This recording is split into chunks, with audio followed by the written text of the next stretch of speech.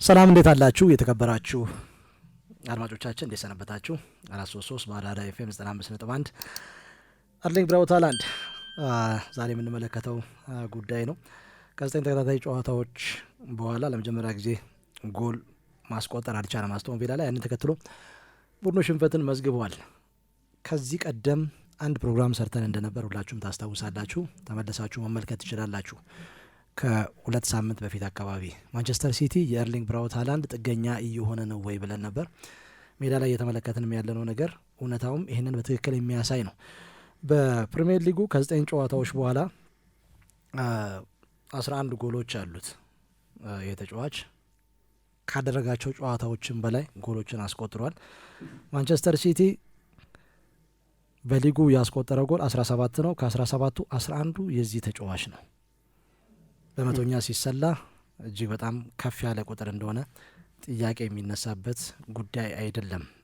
አሁን ካለውና ከሚታየው አንጻር 64.7 በመቶውን ይወስዳል አንድ ተጫዋች ሆኖና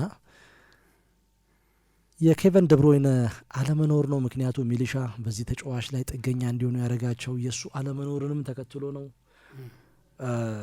አሲስት የሚያደርግ ተጫዋች ባለመኖሩ የጨዋታ መንገዱም እሱ ላይ የበለጠ የተሰራ እንዲሆን እሱ ላይ የበለጠ ጥገኛ እንዲሆኑ ቡድኑም እሱ ላይ እንዲገነባ ምክንያት የሆነው በኬቨን ደብሮይነ አለመኖር ምክንያት ነው። የአሰልጣኞች ቡድን አባላት ኮቺንግ ስታፍ መቀየሩም ነው ወይስ ምንድን የተፈጠረው ነገር? ያ ማርክ እኔ አንደኛው ምክንያት ነው ብዬ አስባለሁ። የዚህ የኬቨን ደብሮይነ ቡድኑን መልቀቅ ከአማካይ የሚፈጠሩ ብዙ እድሎች እየተመለከትኩ አይደለም ማርክ። የበለጠ ከመስመር አጥቂዎችና ከመስመር ተከላካዮች የተቀበላቸውን ኳሶች ወደ ጎልነት ቀይረዋል። ከዚህ ከበርንሌው ጨዋታ ጀምሮ ብትመለከት ሃላንድ ያስቆጠረው ጎል ጀረሚ ዶኩ አሲስት ያደረገውን ኳስ ነው ወደ ጎልነት የቀየረው። ከዛ በኋላ ከሞናኮ ጋር 2-2 በተለያዩበት የተለያዩ ተጫዋቾች ናቸው አሲስት የሚያደርጉት። ከሞናኮ ጋር 2-2 በተለያዩበት ጨዋታ ዮሽኮ ግቫርዲዮል እና ኒኮ ኦሬሊ ናቸው ለሁለቱ ጎሎች ሃላንድ እንዲያስቆጥር ምክንያት የሆኑት። ብሬንፎርድን 1-0 ባሸነፉበት ጨዋታ በተመሳሳይ ከመስመር ተከላካይ የተቀበለውን ዮሽኮ ግቫርዲዮል አንተው ጨርስ ብሎ ነው ኳሱን ከራሱ የሜዳ ክፍል ላይ ለእርሱ በረዥሙ የሰጠውና አሲስትም ሊባል ይችላል። እሱ ጎል እርግጠኛ አይደለም። የራሱ ጥረት የበለጠ ጎልቶ ይታያል። ከዛ በኋላ ማርክ ኤቨርተን 2-0 ባሸነፉበት ጨዋታ ሌላኛው የመስመር ተከላካይ ኒኮ ኦሬሊ የመጀመሪያውን ኳስ አመቻችቶ ሲያቀብል፣ ሁለተኛውን ኳስ የመስመሩ አጥቂ ሳቪኒዮ ነው ኳሱን አመቻችቶ ያቀበለው። ይህም በተለያየ ጨዋታ እየተመለከትን ያለ ነው። ከቪያሪያል ጋር በነበረውም ጨዋታ ተመሳሳይ ነው ማርክ። ኤርሊንግ ብራውት ሃላንድ ያስቆጠረው ጎል ከመስመር ተከላካይ የተሻገረን ኳስና እያንዳንዱ ነገር የሚነሳው ከመስመር ሆኗል በማንቸስተር ሲቲ በኩል። ሁለቱንም ጎሎች ሪኮ ሊዊስ በዛ ጨዋታ በቋሚ አስተላለፍ ተጠቅሞት ነበር ፔፕ ጋርዲዮላ። ሪኮ ሊዊስ እና ሳቪኒዮ ናቸው የጎል ዕድል የፈጠሩለትና ብዙ እንቅስቃሴ ከመስመር የሚነሳ ማጥቃት ለመጨረስ የበለጠ ሳጥን ውስጥ ትክክለኛ ቦታ ይገኛል ኤርሊንግ ብራውት ሃላንድ። እነዛን ኳሶች ወደ ጎልነት እየቀየረ ነው። ማንቸስተር ሲቲ አማካዩ ላይ የበለጠ አስፈሪነቱን ያጣ ይመስላል ማርክ። ምናልባት የኬቨን ደብሮይነ ብዙ የጎል ዕድል መፍጠር ጎልቶ ይታያል እንጂ በጎል ዕድል በመፍጠርና ጎል በማስቆጠር አማካዩ ያለው አስተዋጽኦ እጅግ የላቀ ነበር ማርክ። ራሱ ደብሮይነ ጎል ያስቆጥራል፣ አሲስት ማድረግ ብቻ አይደለም። ኤልካይ ጎንዶጋን በጣም ወሳኝ ጎሎች ያስቆጥራል። በርናርዶ ሲልቫን በተመሳሳይ ማለት በርናርዶ ዘንድሮ አንድ ጎል ብቻ ነው ያስቆጠረው ማርክ። ይህንን ስትመለከት አማካዩ ላይ ያለው ለቡድኑ ጎል እንዲያስቆጥር የጎል ዕድሎች እንዲፈጥር ያለው ተጽዕኖ ያለፉት ዓመታትን ያክል ጠንካራ ሆኖ አታገኘው። ቲጃኒ ራይንደርስ የመጀመሪያው ጨዋታ ላይ ጥሩ ተጽዕኖ መፍጠር ችሎ ነበር ማርክ። ወልቭስን 4-0 ባሸነፉበት ጨዋታ ጎል አስቆጥሯል፣ የጎል ዕድል ፈጥሯል፣ በጣም ጥሩ ተንቀሳቅሷል። ከዛ በኋላ ግን ቲጃኒ ራይንደርስ ብዙ ከጎል እየራቀ የመጣ ተጫዋች። በኤሲ ሚላን አሉ ተገማች ያልሆኑ ሩጫዎች አሉት። ሳጥን ውስጥ የሚገኝበት የጨዋታ ረዳዱ በጣም ድንቅ ነው። ጎል ያስቆጥራል። በማንቸስተር ሲቲ ትንሽ ጊዜ የሚፈልግ ይመስላል ቲጃኒ ራይንደርስ ከጎል ጋር ያለው ግንኙነት። ሌላው ተጫዋች ኒኮ ጎንዛሌዝ ነው። የሮድሪን ቦታ ሸፍኖ ነው የሚጫወተው። 6 ቁጥር ነው። ስለዚህ ማጥቃት ላይ ያን ያክል የተለየ አስተዋጽኦ የሚጠበቅበት ተጫዋች አይደለም። ከጉዳት ከተመለሰ በኋላ ለማንቸስተር ሲቲ ማጥቃት ሌላ አማራጭ መስሎ የነበረው ፊል ፎደንም ወጥ አቋም ለማሳየት እየተፈተነ ነው ያለው። ማርኬት አንድ ጎል ብቻ ነው ያገባው ማንቸስተር ዩናይትድ ላይ ያስቆጠረው። ከጨዋታ የበለጠ ከጎሎች ጋር ያለው ግንኙነት እየቀዘቀዘ መጥቷል። አሲስት አያደርግም፣ ጎል አያስቆጥርም ማርክ። ስለዚህ የተጫዋቾች ያቋም መውረድ በደንብ እየተመለከትን ነው።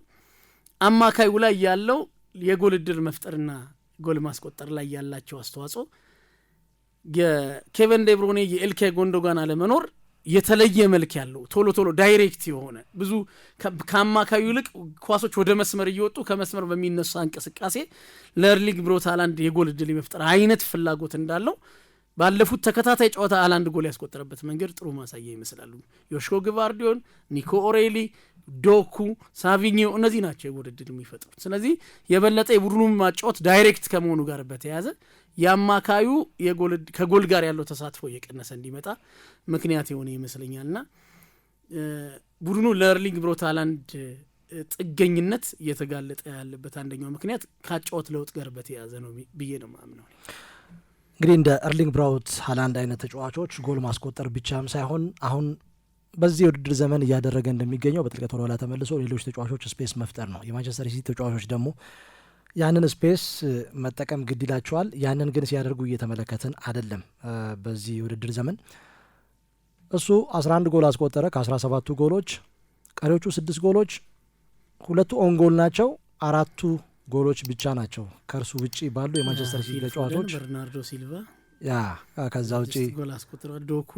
ዶኩና ቲጃኒ ሬንደርስ የጎሎቹ ባለቤቶች ናቸው።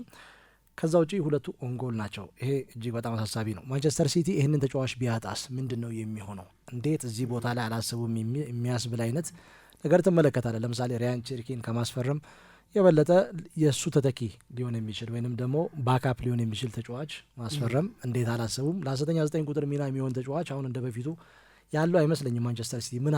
ምናልባት ጀርሚ ዶኩ ከፍጥነቱ አንጻር ከሞቢሊቲው አንጻር ሌሎች ተጫዋቾች እድል የሚፈጠር ተጫዋች በመሆኑ ያ ካልሆነ በስተቀር አመቱን ሙሉ ሃላንድን ያለ ጉዳት ካላገኘ በስተቀር ማንቸስተር ሲቲ በዚህ ውድድር ዘመን ልክ እንዳለፈው አመት ሁሉ የውድድር አመቱን ለመጀመሪያ ጊዜ ወይም ለሁለት ተከታታይ አመታት ያለ ዋንጫ የሚያጠናቅበት ጊዜ ይሆናል ተብሎ ነው የሚታሰበው። 2016-17 የውድድር ዘመን በፔፕ ጋርዲዮላ የአሰልጣኝነት ታሪክ ለመጀመሪያ ጊዜ የውድድር አመቱን ያለ ዋንጫ ያጠናቀበት ነው። በእርግጥ ምክንያታዊ ነው። ለምን ያልን እንደሆነ ገና መምጣቱ ነው። ለእንግሊዝ እግር ኳስ አዲስ ነው። የተረከባቸው ተጫዋቾች ከማኑኤል ፔሌግሪኒ ያገኛቸው ልጆች ናቸው። እነኛ ደግሞ ምቾት የሚሰጡ አይደሉም በፔፕ ጋርዲዮላ ስታንዳርድ ደረጃ። አምና ደግሞ ያው ሽግግር ላይ መሆኑ የፈጠረበትን ተጽዕኖ ተመልክተናል። ምን ያህል ተጫዋቾችን እንዳመጣ፣ ምን ያህል ተጫዋቾችን እንደለቀቀ ያስተዋል ነው ጉዳይ ነው። የታክቲካል ሺፍት አንደኛው ጉዳይ ይመስለኛል። ፔፕ ጋርዲዮላ ቅድም ስጠቅስ እንደነበረው እንግዲህ ከመስመር ላይ የሚሻገሩ ኳሶችን በብዛት የሚጠቀም ቡድን ነው በዚህ ውድድር ዘመን እየገነባ የሚገኘው። ሌላው ሚሊሻ አስፈሪ ጉዳይ ብዬ ማምነው የአስቶን ቪላን ጨዋታ ሌሎች ቡድኖች እንደ ብሉፕሪንት ሊጠቀሙበት ይችላሉ። ይህንን ተጫዋች ማቆም ማንቸስተር ሲቲን ማቆም ነው ወደሚል ድምዳሜ እንዲደርሱ ምክንያት ሊሆን ይችላል። እርሱ ጎል ካስቆጠረ ቡድኑ ያሸንፋል ወይ አቻ ይወጣል። ምናልባት የብራይተን ኤንድ ሆቭ አልቢዮኑ ጨዋታ ኤክሰፕሽናል ሊሆን ይችላል። ካልሆነ ግን በአብዛኛው በሱ ትከሻ ላይ ተንጠልጥሎ የመጣ ቡድን ነው ዛሬ በሊጉ ደረጃ ሰንጠረዥ አሁን ለተገኘበት ደረጃ እንዲገኝ ምክንያቱ ይሄ ተጫዋች እንደሆነ ጥያቄ የሚነሳበት ጉዳይ አይደለም። ያለሱ ወይንም ደግሞ እርሱ ያስቆጠራቸውን ጎሎች ነቅሰን ካወጣን ይህን ጊዜ ምናልባት ላለመውረድ ሊጫወት ይችላል። 5ኛ ደረጃ ላይ የሚገኘው 16 ነጥብ የ6 ነጥብ ልዩነት ነው ያለውና ምናልባት በቀጣዮቹ ጨዋታዎች የቪዲዮ ትንታኔ ዘመን ነው። ቡድኖች ያለ ጥርጥር የአስቶን ቪላን ጨዋታ መመልከታቸው እርግጥ አሰልጣኙ ኡናይ ኤመሪ ደግሞ በዚህ እጅግ በጣም የተካኑ ናቸው። ያለ ምክንያት አይደለም በዛ ጨዋታ አስቶን ቪላ ያሸነፈው። እንዴት አድርገን ብንጫወት ከማንቸስተር ሲቲ ጋር ይህንን ጨዋታ ማሸነፍ እንችላለን? ለተጫዋቾቹ በደንብ መመሪያ ሰጥተው በልምምድ ሜዳ ላይ ተግባራዊም አድርገው ያንን ጨዋታ በድል መወጣት የቻሉት አሰልጣኙ ብዙ ድል የተፈጠረበትም ጨዋታ አልነበረም። ማርክ እርግጥ ኦን ታርጌት ሙከራዎች አጠቃላይ ማንቸስተር ሲቲ 4 ኦን ታርጌት ሙከራዎች የሞከረበት ጨዋታ ነው የአስቶን ቪላው ጨዋታ። ቅድም አንተ ያነሳው ነገር ኤርሊንግ ብራውት ሃላንድን በጉዳት በቅጣት በሚያጣበት ጨዋታ ብቻ ሳይሆን በእንደዚህ አይነት በአስቶን ቪላ አይነት ኤርሊንግ ብራውት ሃላንድን በትኩረት አደገኛው ሰው ማንቸስተር ሲቲ ወደ 3ኛ ሜዳ በተጠጋ ቁጥር በደንብ በግልጽ በሚታይ መልኩ አደገኛው ሰው ኤርሊንግ ብራውት ሃላንድ ብቻ ሆኖ እየታየ ነው ያለው። የመስመር አጥቂዎቹ እሱን ነጻ የሚያወጡ መሆን መቻል አለባቸው። የበለጠ እሱ ትኩረት በሚደረግበት ጨዋታዎች እነሱ ጎሎች ማስቆጠር መቻል አለባቸው። ሳቪኒዮ፣ ዶኩ አይነት ተጫዋቾች እነሱ ይህን ማድረጉ ከሆነ ብቸኛና አደገኛው ሰው ላይ ትኩረት ማድረግ የተቃራኒ ቡድን መከላከል ቀላሉ የቤት ስራ ሊሆንለት ይችላል። ልክ በአስቶን ቪላው እንደተመለከት ነው። እሱን ነጻ የሚያወጣ የበለጠ አደገኛ እንቅስቃሴ ከመስመሮች መደረግ መቻል አለበት። ዴሊቨር ማድረግ ብቻ ሳይሆን ጎል ማስቆጠር ላይ መሳተፍ መቻል ይኖርባቸዋል። ያኔ የመከላከል ትኩረት ታርጌት እንዳይሆን እሱ የበለጠ የተቃራኒ ቡድን መከላከል ትኩረቱ እንዲበታተን ማድረግ የሚችሉበት አይነት እድል ይፈጠራል። ካለበለዚያ እነዚህ ተጫዋቾች እሱን ብቻ ታርጌት ያደረገ ወይም እሱ ላይ ብቻ ትኩረት ያደረገ የጎል እድል የመፍጠር ስራ ላይ የሚጠመዱ ከሆነ ሃላንድን የበለጠ ወደ ሳጥን በተጠጋ ቁጥር በትኩረት መከላከል ማንቸስተር ሲቲን መቆጣጠር ነው የሚል እምነት ውጤታማ እንዲሆን ለተቃራኒ ቡድኖች ተስማሚ እንዲሆን የማድረግ እድሉ ሰፊ ይመስለኛል። ማርክ እንግዲህ ሳቪኞን አሁን ከጉዳት ከተመለሰ በኋላ በተከታታይ ጨዋታ በቋሚ አሰላለፍ እየተጠቀመው ነው ያለው ፔፕ ጋርዲዮላ። በሌላኛው ሳይድ ዶኩን ብዙ እድል እየሰጠው ነው እየተመለከተን ያለ ነው። የእነዚህ ተጫዋቾች ከጎል ጋር ያለው ግንኙነት ግን በጣም ጥቂት ሆኖ እየተመለከተን ነው። ማርክ ሪያድ ማሬዝ በጣም ጎል አስቆጣሪ ነው። ማርክ ስፔስ ካገኘ የሆነ ተጫዋች ላይ ትኩረት የሚደረግ ከሆነ ማሬዝ ለመቅጣት ችግር የለበት፣ ጥራት ያለው ተጫዋች ነው። የሱ አይነት ከመስመር የሚነሳ አደገኛ የማጥቃት እንቅስቃሴ ለማንቸስተር ሲቲ በጣም አስፈላጊ ነገር ነው የሚል እምነት አለኝ። ካለበለዛ ቅድም አንተ ያነሳው የአስቶን ቪላ መከላከል ሲያደርግ የነበረው ትኩረቱ በሙሉ ሃላንድ ላይ ነበር። በግራ እግሩ እንዳይጠቀም ማድረግ የበለጠ አንደኛው ስፔስ እንዳያገኝ ራውን እግሩን እንዳያገኝ ከዛ ውጭ እግር በእግር መከተል ያማንቱ ማማከኝ አንድ የፈጠረው ክሊር የሚመስለው ቻንስ አንተ እንዳነሳው ወደ ቀኙ እንዲሄድ የተገደደበት የበለጠ ማርቲኔዝን ለመፈተን ጠንካራውን እግሩን እንዳያገኝ የተደረገበት አይነት ያን ያክል ጠንካራ የሚባል ሙከራ አልነበረም፣ ምክንያቱም ቀኝ እግሩ ስለነበር። ሌሎች ተጫዋቾች በማጥቃት ላይ አብዝተው መሳተፍ ይጠበቅባቸዋል። ሃላንድ እንደገና በዚህ ጎል አስቆጣሪነቱና ተገማችነትን ለማጥፋት አሁን የማንቸስተር ሲቲ ማጥቃት ተገማች ነው፣ የበለጠ ወደ መስመር የሚወጣ ነው። የኳስ ፍሰቱ ሃላንድን ይፈልጋል። ስለዚህ የመጨረሻውን ኳስ ሃላንድ እንዳያገኘው በትኩረት መከላከል ማንቸስተር ሲቲ ጎል እንዳያስቆጠርብህ እድል ይሰጣል። ከዛ ይልቅ ማንቸስተር ሲቲ እየተጫወተ ያለው 4-3-3 ነው። 2-8 ቁጥሮች አሉት። እነዚህ 2-8 ቁጥሮች ማጥቃት ላይ የሚታይ አስተዋጽኦ ማድረግ ይኖርባቸዋል። ቲጃኒ ራይንደርስ፣ በርናርዶ ሲልቫ ይህን ማድረግ ይጠበቅባቸዋል። አሊያም ፊል ፎደን ይህን ማድረግ ይጠበቅበታል።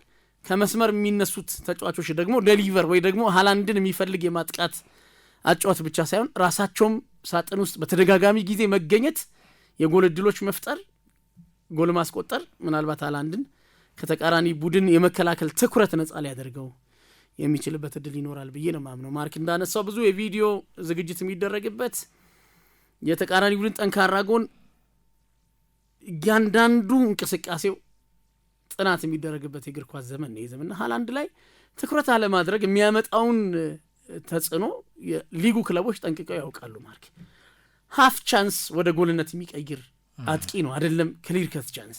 ስለዚህ የዚህን አይነት አጥቂ በልምምዳቸው ወቅት ችላ ብለው ለጨዋታው ዝግጅት ያደርጋሉ የሚል እምነት የለም። የበለጠ በትኩረት ዝግጅት የሚደረግበት አጥቂ ነው። ከዛ አንጻር ሌሎች የማጥቃት ፖዚሽን ላይ የሚጫወቱ ተጫዋቾች ጠንካራ እንቅስቃሴ ማድረግ፣ ተለዋዋጭነት ያለው እንቅስቃሴ ማድረግ የማይችሉ ከሆነ ሃላንድን ለመቆጣጠር ለሌሎች ቡድኖች እድል የሚሰጥ ይመስላል።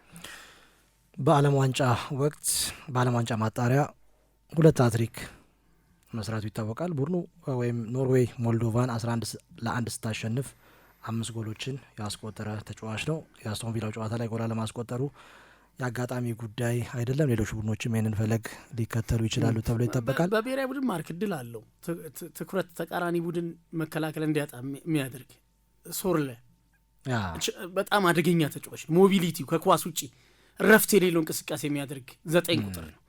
ስለዚህ ሃላንድ ላይ ብቻ ትኩረት ማድረግ የኖርዌይን ብሔራዊ ቡድን ጎል እንዳስቆጥር ማድረግ አስችልም። ሶርለ ጎል አስቆጣሪ ነው፣ በአካል ግዙፍ ነው። ስለዚህ የሱ ሞቢሊቲ ለሃላንድ የበለጠ ስፔሶችን እንዲያገኝ እድል ይሰጠዋልና በማንቸስተር ሲቲ 9 ቁጥር ከጎኑ የለም። ስለዚህ ከሌሎች ፖዚሽን የሚነሱ የማጥቃት ኃላፊነት ያለባቸው ተጫዋቾች ከዚህ መሻሻል ይጠበቅባቸዋል ብዬ ነው ማለት። በዚሁ እየቀጠለ የሚሄድ ከሆነ እርሱስ ምን አይነት አጸፋዊ ምላሽ ሊሰጥ ይችላል? የበለጠ ፍራስትሬሽን ውስጥ ሊገባ ይችላል? ከዛ በተረፈ ማንቸስተር ሲቲስ ቀጣይ ዕጣ ፈንታው ምን ሊሆን ይችላል? አሁን የተገኘው በእርሱ አቅም በሱ ጎሎችን የማስቆጠር ምክንያት ነው። ከአርሰናል ጋር ያለው ነጥብ ልዩነት 6 ብቻ የሆነው። እናንተስ በዚህ ዙሪያ ምን ሀሳብ አስተያየት አላችሁ? ሀሳብ አስተያየት አድርሱን። ሰብስክራይብ አድርጉ፣ ቤተሰብ ሁኑ። ስላዳመጣችሁን ከልብ እናመሰግናለን።